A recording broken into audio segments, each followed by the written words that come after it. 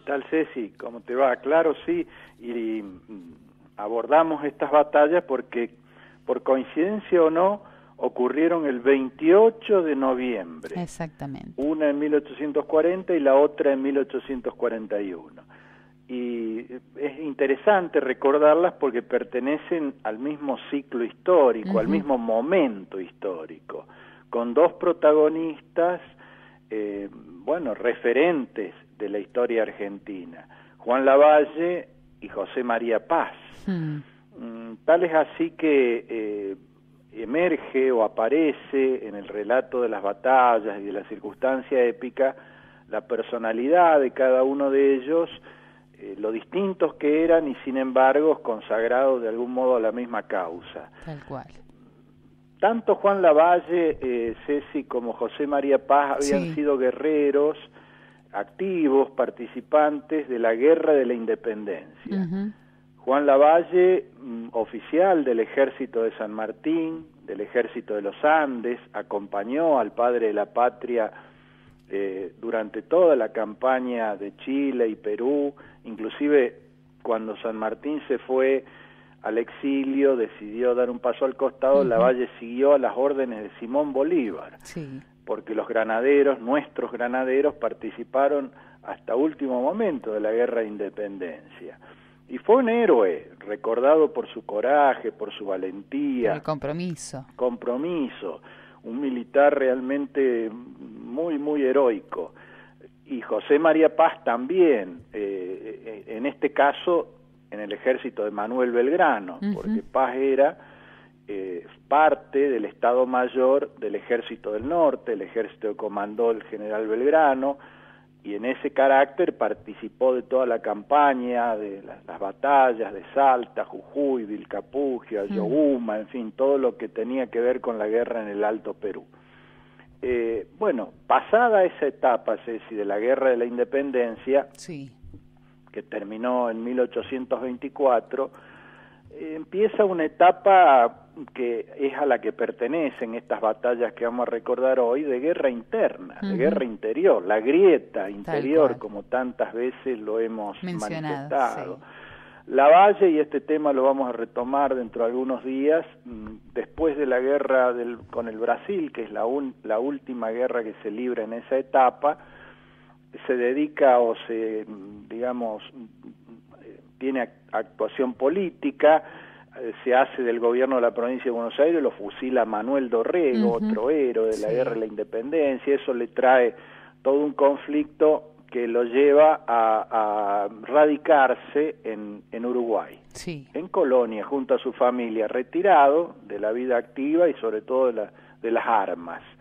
A todo esto, José María Paz se había venido para Córdoba y derroca a Juan Bautista Bustos, el gobernador de Córdoba, se hace del gobierno de Córdoba, pero después también tiene un problema porque lo toman prisionero los federales, Estanislao López lo llevan a Santa Fe. ¿Por qué te hago todo este introito? Porque en 1939, Lavalle ya hace 10 años que está en Colonia, en Uruguay, y José María Paz acaba de también fugarse hacia Uruguay, porque había estado preso desde su caída en 1831 durante 8 años. Y finalmente Juan Manuel de Rosas, que ya es el gobernador, el hombre poderoso de la provincia de Buenos Aires, le permite, digamos, lo que hoy le llamaríamos una libertad domiciliaria en Buenos Aires. Pero Paz deja a su familia y se cruza el Río de la Plata para ir a Montevideo. ¿Y por qué a Uruguay?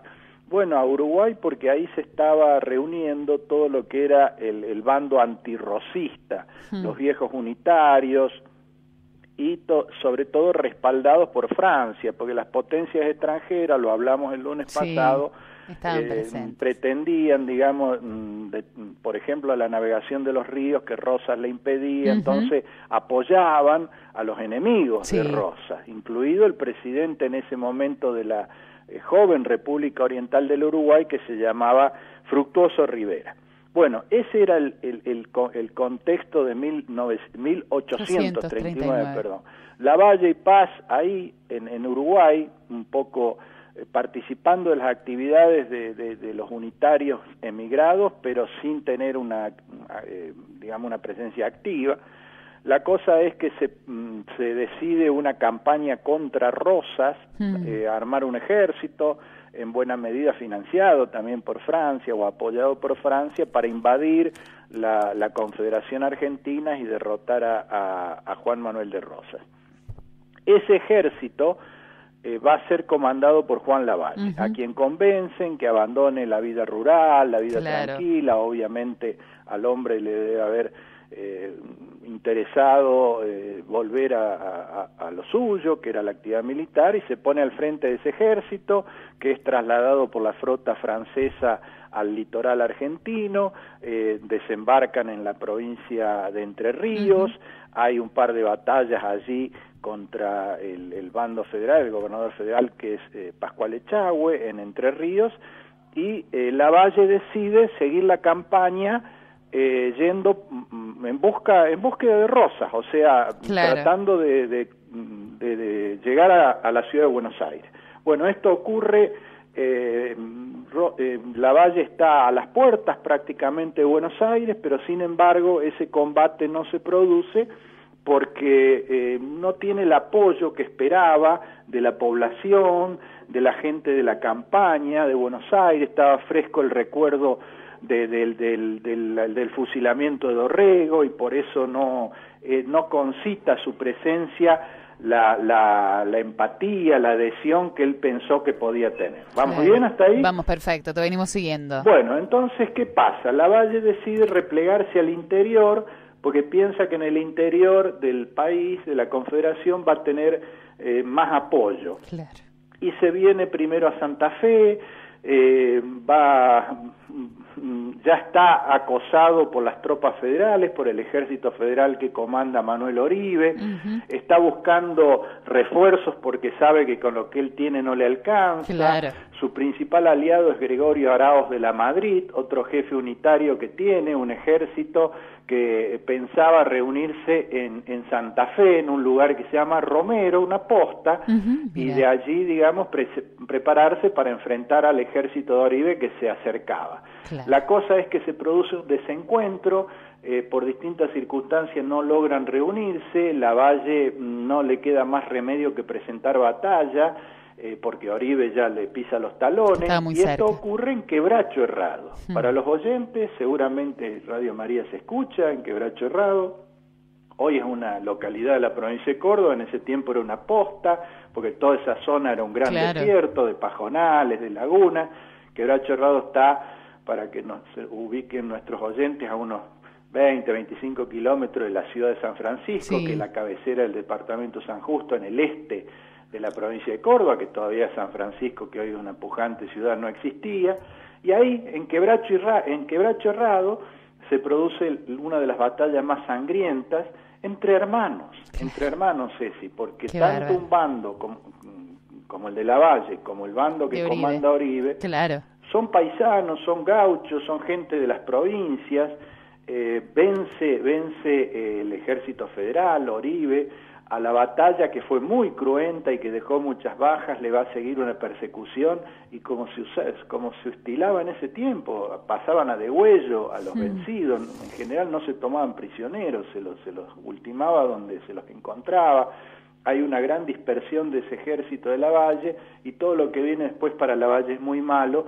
Eso ocurrió el 28 de noviembre de 1840, y desde ahí hasta su muerte, que va a ocurrir, su muerte violenta también, que va a ocurrir un año más tarde, en 1841, está jalonado por derrotas y fracasos de luchas hacia el norte, y en Jujuy finalmente encuentra la muerte. Esta es, digamos, la primera batalla de las que queríamos recordar hoy, la de Quebracho Herrado, un enfrentamiento entre argentinos, entre hermanos, donde el ejército federal derrota a Juan Lavalle y prácticamente, digamos, concluye allí su expectativa, su carrera, su esperanza de poder vencer a Juan Manuel de Rosas. Si querés, después de la pauta te cuento de la segunda batalla, que va a ocurrir casualmente el mismo día, pero un año después. Me parece muy bien, que es la batalla de Caguazú, así que vamos a la música, a la pausa, un poquito de respiro, y ya regresamos contigo, Esteban. No.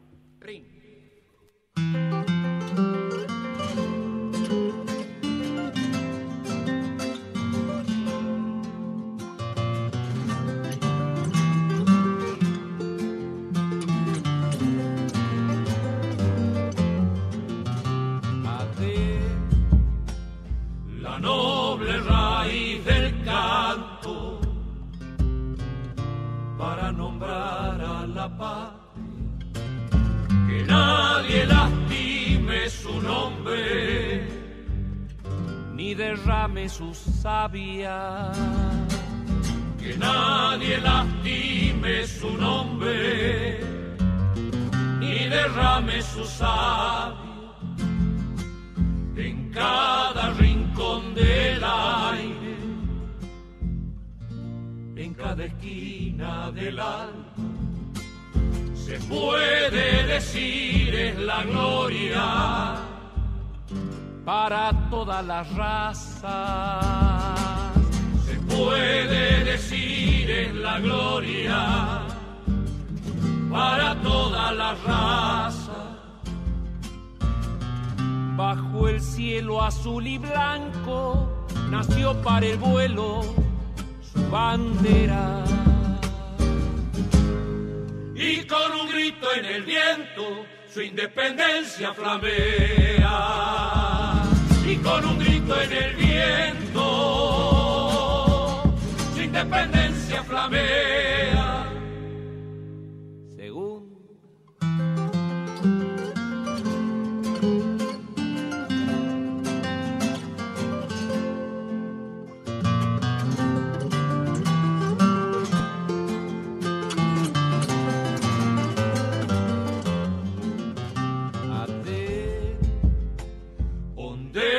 en los trigales con sus heroicas hazañas, los hijos que le dieron todo de su sangre a la patria. Los hijos que le dieron todo de su sangre a la patria. Río de coplas corre adentro de la guitarra. Hay surco de paz en la tierra, Argentina que canta. Hay surco de paz en la tierra, Argentina que canta. Bajo el cielo azul y blanco nació para el vuelo su bandera. Y con un grito en el viento su independencia flamea. Y con un grito Los Chalchaleros, Argentina que canta, música también que nos va complementando en la tarde. Recién hacíamos una descripción, la hacías de manera muy detallada, muy pedagógica y muy concisa de lo que era lo que fue la batalla de Quebracho Herrado. Figuras como las de Manuel Oribe, la de Juan Lavalle, salían como referencias. Ahora nos vamos un año después de esta batalla, Esteban. Así es, a otra batalla del 28 de noviembre, en este caso de 1841, que forma parte, como dijimos al principio, del mismo momento histórico. Es el grave enfrentamiento que había, la grieta interna entre rosistas y antirrosistas, protagonistas de la guerra de la independencia, de los ejércitos de San Martín y de Belgrano, que concluida esa etapa estaban involucrados en lo que en los libros de historia, en los manuales se conoce o se le llama guerra civil. Claro. Y la batalla que recordamos un rato de Quebracho Herrado, una de las más cruentas y muy importantes, Ceci, porque eran ejércitos de 4 o 5 mil hombres de cada lado, muy fuertes, con artillería, con caballería, o sea, no eran enfrentamientos menores, eran batallas muy importantes, lamentablemente en el terreno del conflicto interno, o sea, no contra una fuerza extranjera o un poder externo, sino entre nosotros. Bueno, esta otra es lo mismo, y viene a ser casi una revancha, si se quiere, claro, porque Paz también, igual que Lavalle, revistaban en el bando antirrosista. Tal es así que Paz estuvo a punto de acompañar a Lavalle en la campaña frustrada que termina después con la derrota de Quebracherrado, porque ambos se reunieron en Entre Ríos poco antes que Lavalle partiera, como contamos antes, a enfrentar a Rosas. Claro. Pero por desinteligencia entre ambos, además eran muy distintos. Lavalle era un hombre con mucho coraje, que confiaba, digamos, en la actitud, digamos, de sus soldados, en el heroísmo, y Paz era un militar, un estratega, mucho más ordenado, organizado, así que los métodos no congeniaban, así que Paz decide, en lugar de acompañar a Lavalle, aceptar la propuesta del entonces gobernador de Corrientes, de la provincia de Corrientes, que estaba enfrentado con Juan Manuel de Rosas, se llama Pedro Ferré este hombre, para hacerse cargo del ejército de Corrientes.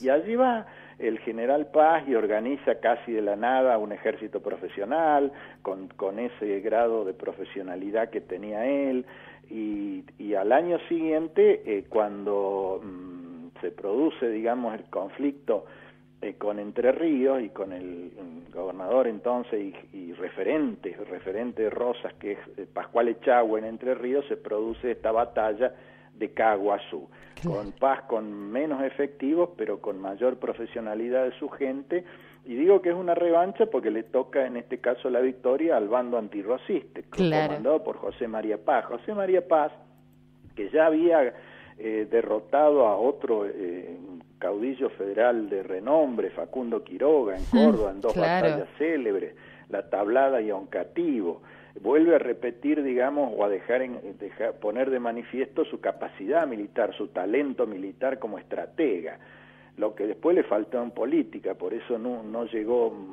demasiado lejos políticamente, pero militarmente es una de las referencias de la época.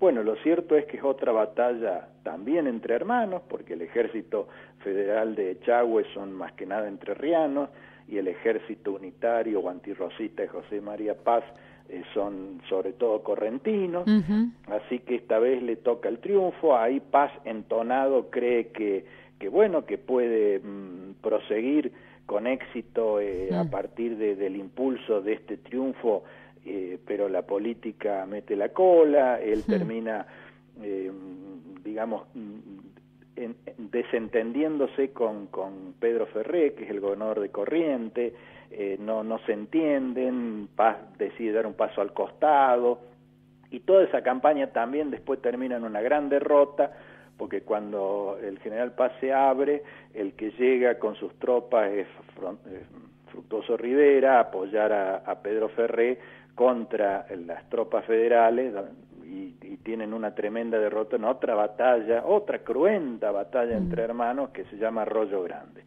Pero seguramente con toda esta ensalada a los oyentes se les va a complicar, digamos, por la síntesis que tenemos que hacer, comprender bien qué pasó. Por eso simplemente a manera de corolario, lo que hemos tratado de resumir no es para que recuerden los nombres o las circunstancias, sino cosas que ocurrieron en un momento histórico que muchos no tienen presente ni tienen por qué tenerlo, porque cuando se enseña en la escuela, en los manuales, en los libros, la historia argentina, bueno, normalmente los acontecimientos centrales son la Revolución de Mayo, la creación de la bandera, la Cruz de los Andes, la declaración de la independencia, pero también hay partes oscuras de nuestra historia, partes, digamos, ingratas, porque corrió mucha sangre de hermanos. Sí, eso sobre todo. Por eso la construcción de la nación independiente, de la organización nacional, de la vigencia de la Constitución y de las leyes,